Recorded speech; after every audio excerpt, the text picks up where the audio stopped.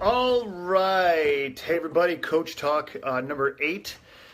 Got a few good questions. I've got a couple good stories for you today, too. So it's story time. Pull up your little mat and let's do our thing that we do. Okay.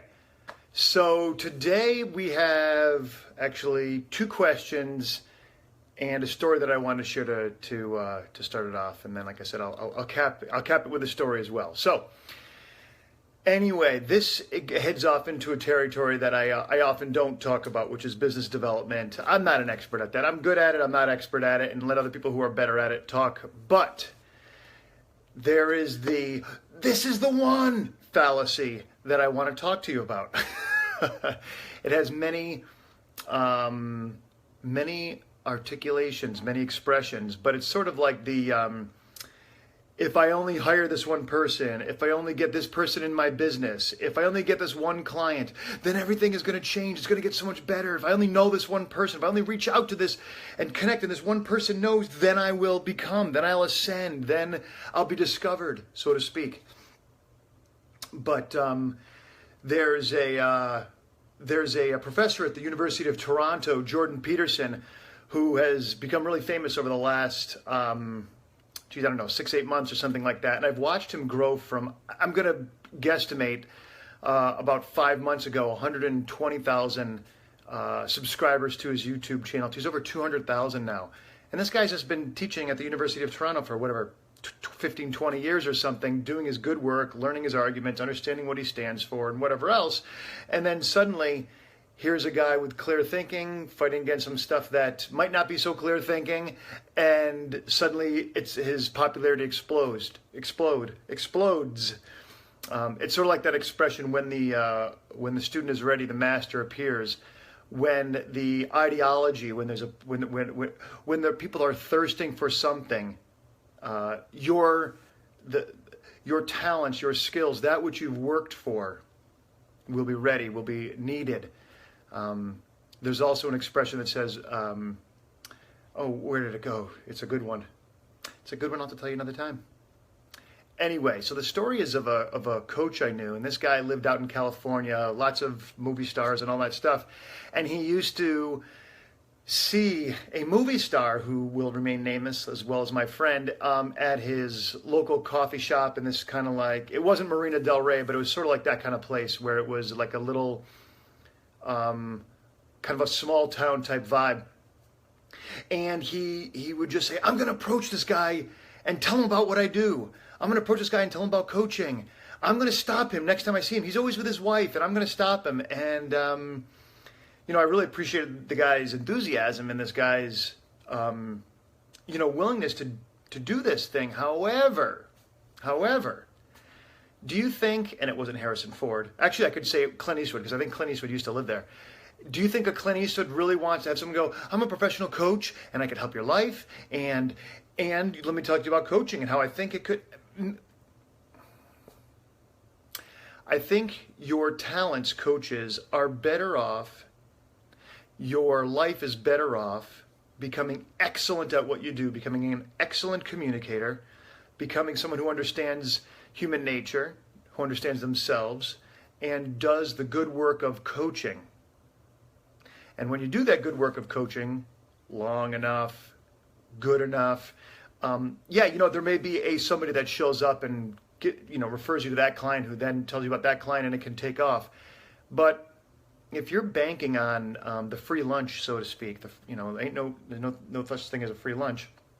If you're banking on the free lunch, you're going to spend a lot of time hungry, and don't go there, coaches. So get excellent at what you do. And I often tell coaches, I don't care if you want to study history or philosophy or religion and government, politics, study art. There is truth, universal truth, that threads and weaves and it exists throughout these things. Study what turns you on, what lights you up, perceive truth. Know those things, grow yourself, and deliver those truths to your clients. Be with them in a way that helps exude, that when you exude that truth, uplifts, motivates, enlightens others. All right? So there's my story about don't wait on the free lunch and wait for that one person who's going to save you. There's no. This has been the call of cliches so far. There's a video of cliches, but there's no ship that's coming in. There's no knight that's going to save you. You are the hero you've been waiting for. Be excellent at what you do first and foremost. Okay? All right, cool.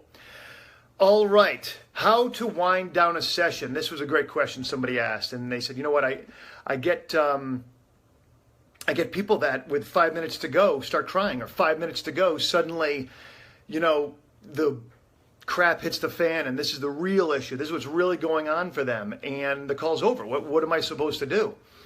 And so I'm just going to offer a couple thoughts about that. It's not an emergency. It's not a big deal. When we make coaching our responsibility in terms of very specifically the results, and very specifically the results in terms of our clients' comfort or happiness, that's when it creates issues. So if you can remove yourself just a little bit from that and recognize your job is to be fully present with somebody and be a commentator in what's going on in the space, so to speak, between you and the client, what you're noticing in you, what's the impact of you as this person's talking, what you notice in them as they speak. Then you're in business, okay? That's where the action is. And if you do that and somebody drops a bomb on you, I think I'm leaving my husband, or you know what, I just got a test back and I may have a malignancy on this skin abnormality. Those are big things. But if you've got another client calling in 5 minutes, you're not going to just cancel your whole day, and it isn't really required. So anything short of that, coaches, is really easy. Like, oh my gosh, I just realized I can't work at this job anymore. Or, I think we want to get a new puppy, and I don't know, I'm making up stuff now that is a lot less consequential, but might be a big deal. The puppy's not that big of a deal. Okay. Anyway, so simply what you say is, particularly when you're winding down, you might look at the clock. I'm looking at it right now, it's 11:37. I usually schedule mine on the quarter hour, on every 15. So if I were wrapping right now, I'd have like 3 minutes left in a session. I would have about 5 minutes prior said, hey, it's like 11:32. We got about 5 minutes or so, just so we can budget our time. And if they drop that bomb on you, you know what? I have got to leave my job. I'm miserable. That's the truth. You just go like, whoa, okay, we got 8 minutes to go. This is a big boy. So it sounds like we're shifting gears here. We're going to talk about this now and have to try to tie it into what we were talking about prior. Is that right? Yeah, and you get agreement, everything else, and say, all right, we'll go for about 5 minutes, and we'll try to wrap it up in a little bit of a bow for you. But, let's create some homework or something for you to do to create more clarity, or move this conversation along until we talk next week. All right? So we don't have to get all worried or wired up like, oh my gosh, what do I do? How do I deliver value? How do I help them? How do I save them? Which oftentimes is the subtext of our fear, right? You don't have to save anybody. Nope. Isn't that a good deal? All right. If that doesn't answer the question, you who asked that question, or anybody else who'd like to know more about it, feel free to ask. But just don't get thrown off your game because somebody throws you what would otherwise be considered a curveball at the end of a session. All right? All right. We're going to close with executives and asking them where do they feel it in their body. And I know what they meant by this. So in coaching, you're wanting to help your client ultimately have a full, rich experience of their life in general, right? And also in specific moments. So whether there is a lot of chaos going on or things are just kind of going along, or whether there is a great victory, you want your clients to lock in that experience, so to speak, to really have it. Because listen, if you just busted your ass and you created some awesome stuff and you got the promotion, or you just made $1 million on a great decision, do you really think it's a good idea to have your client just, okay, great, what else you want to talk about now? No. Because when you slow down and have your client actually experience it, they're getting the carrot, right? Thinking the carrot and the stick. You're letting them experience the reward. Because it isn't the new car they want. It isn't the $1 million. It's the way they feel. It's the way they experience their life. That's what people really, really want. So when you have that success, let them really feel it. get them into the experience. I'll talk about in your body in a second here with this, the precise question. When the crap hits the fan, you want to slow down. You want to get the wisdom of what is going on here. I'm mad, I'm sad, I'm angry, I'm just, whatever. And there's more than just your thoughts, folks. There's more than just your thoughts. How many times have you walked into a room and you just, in your gut, you've not even seen maybe anybody, but you've just felt, this is off. I don't like it here. I don't want to be here. I don't, right? We've all done that. There's wisdom in our body, whether it's intuition, it's just something intuitive, it's just something we feel physically. Sometimes your skin gets warm, right? Or you might get a chill. That's information. That's wisdom. And it's folly to think that wisdom only lies, somewhere encapsulated, another 3/4 or whatever inch inside my skull here. No way. And so not only that is emotions. Emotions have a lot of wisdom as well, right? A lot of emotions. Did I say that? Have a lot of wisdom as well. There's a lot of wisdom to be gained from emotions. Now, we don't want to be run by our emotions no more than we want to be run by our rogue or random thoughts. And we just don't want to be sitting there feeling with our body and, hold on, let me feel here. And no. But the stuff comes to us and we got to be aware of it. And as coaches, we've got to use it. So this is sort of the stereotypical executive or white collar or man for that matter who I got no time for feelings. Just let's get some data and some structure and some strategy and let's just do this. I don't have time to celebrate. We got to move on to the whatever else. You got to slow that guy down and say, hold on. And you're going to teach him a little bit of what I just said, which is, hey, look, there's wisdom here, here, and here. You might use a couple of the examples I gave and let him probably sell himself on the idea, because you guarantee you when you say, hey, have you ever walked into a room and just known something is off? Or when you do the work that you do, have you ever just had a gut feeling there's something not right here? And of course, he or she is going to say, absolutely. Say, yes, that's wisdom. There's a truth that you're able to access in a given moment. You want to have that. You want to have access to that. You want to be aware of that and be able to do something with that. And they're more than likely to say, yeah, okay, cool, great. So I'm going to now talk to you about some things. I'm going to ask you some questions, going to make you, think. I'm also going to ask you some questions about, what do you notice physically as I say certain things, or what are you feeling emotionally, so that we can take a broader inventory of what your experience is to garner any other wisdom that might be available to you as we have this conversation. And what I've found time and time again is when I have that conversation, the kind of the teaching moment prior, this conversation about physical feelings, physical awareness, emotions, as well as your thoughts, is an easy one. Now, just a caveat and then a quick story. You always want to leave on a high, so I'm going to leave you on a high. So the caveat is, do not make your client's thoughts or their head wrong. So many times coaches say, hey, Ron, you're getting in your head. And you want to say to somebody who talks to you like that? Shut up. Get out of don't even talk. You're not going to start and have influence on somebody by first insulting them. So when you say to somebody, get out of their head, the first response is something like, screw you. And that might be an appropriate one. Okay. So you want to say, hey man, look, you got lots of stuff you're thinking on, lots of thoughts, all that stuff. That's cool.